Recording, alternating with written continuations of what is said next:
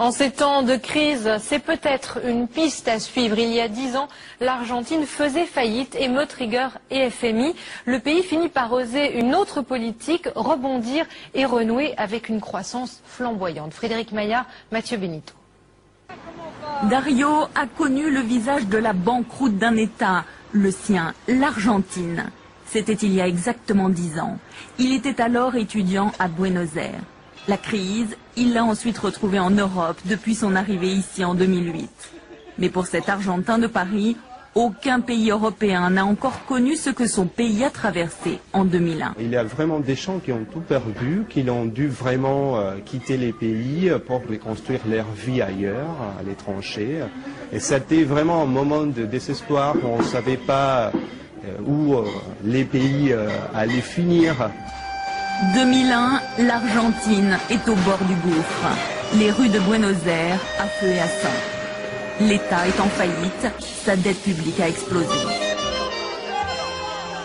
Le gouvernement bloque l'argent des particuliers. L'heure est à la survie, la rue a faim. Je dis que le gouvernement doit payer pour les mesures qu'il a prises. Il doit voir comment le peuple souffre. Image symbole de la banqueroute. Le président quitte le pays par hélicoptère. Les banques sont prises d'assaut. Le plan de rigueur drastique du FMI ne fait qu'aggraver la situation. Un an plus tard, l'État argentin change radicalement de cap. Il refuse d'appliquer l'austérité et se lance dans une politique d'aide aux plus démunis, avec pour objectif de relancer la consommation et dans le même temps, l'État joue sur sa monnaie.